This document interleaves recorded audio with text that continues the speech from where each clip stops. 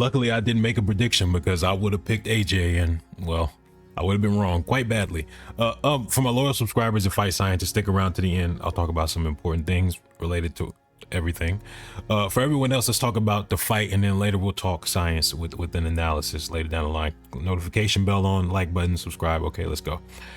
I would have picked AJ because despite his flaws that showed up in this fight, he's a highly skilled fighter, and in the slower moments of this fight, you get an idea of why people picked AJ. And in the slow moments of this fight, AJ was establishing his jab, he was setting traps, and in fact, in the slowest moment, the slowest part of the fight, AJ found the right hand, he rocked Dubois, and then when he rocked him, he chased him down and got annihilated. Also, I'm quite biased towards AJ, so let me not pretend that that wouldn't be a factor in me choosing him. But here's the problem with AJ. Well, one of the problems, one of the biggest problems. And it's a problem that he's always had, and it's a problem that I've always said. When the tempo gets raised and there's no longer a slower boxing pace, and especially when there are exchanges, back and forth trades, he always finds himself in trouble. And that's across his entire professional career, from the bodybuilder buff version of him when he was more robotic to the looser version that we have now. Pause. And that's why you have to give Dubois a lot of credit, because I think the trainers of his trainers and him were aware of this. Dubois started off the fight with a frantic pace. You know, AJ is a calculated dude, and he wants to have a relaxed, slower pace.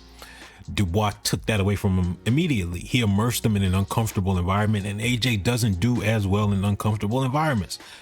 That's not by accident or coincidence. Dubois did everything he was supposed to do, and we will elaborate on that in a second.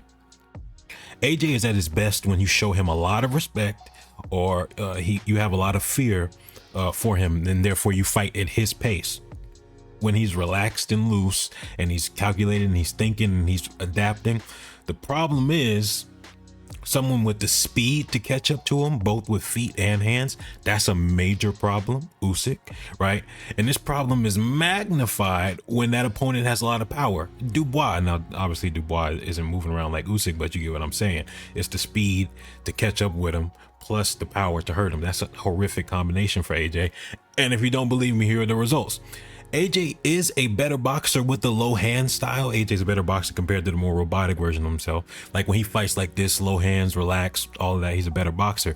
But his defense becomes a crucial weakness when someone has the speed to catch up to him, because repeatedly, if you look at every time he was dropped in this fight, it's the same situation. He's trying to jump back, he's trying to circle out, he's trying to exit.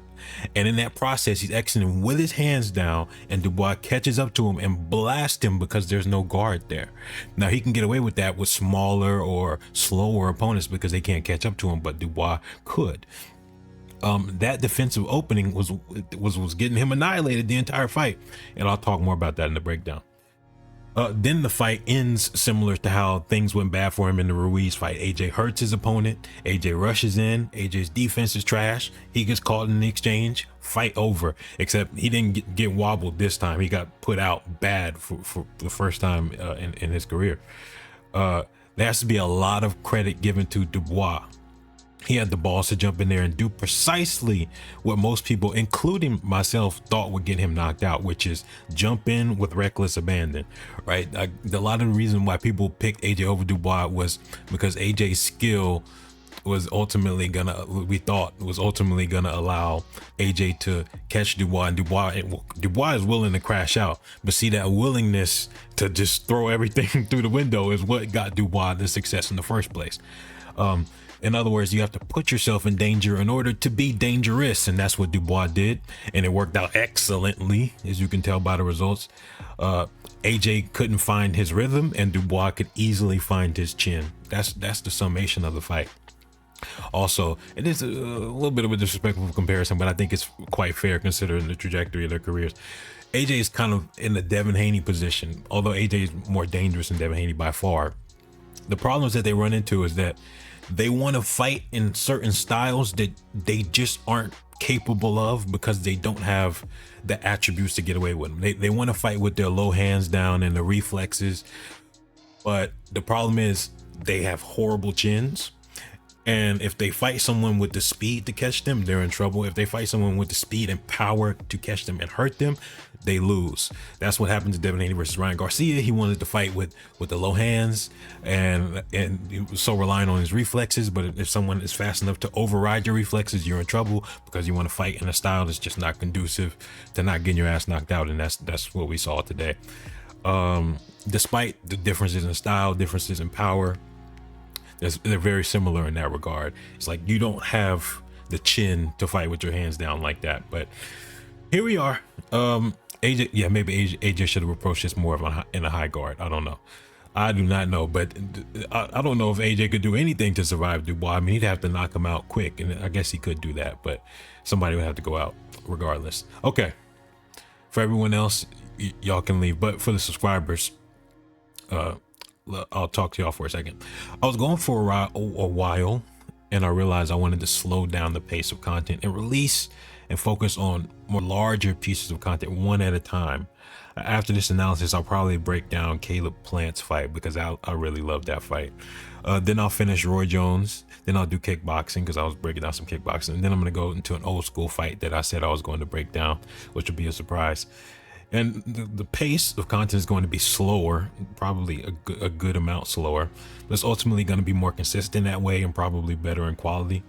And there's a lot of stuff. This is the biggest change. A lot of stuff I just won't break down because it doesn't interest me. Canelo versus Edgar Berlanga doesn't interest me. And, it was kind of interesting to watch though, but it wouldn't be interesting for me to break down. And so that's going to change a lot, because there's a lot of big stuff that can bring in a lot of views that I'm just like not gonna care about. So yeah, but I shouldn't be on any more 30-day breaks for a long while to come, just slower content in general. But yeah, expect more consistency. I will see y'all later, Fight Scientists. I'm out.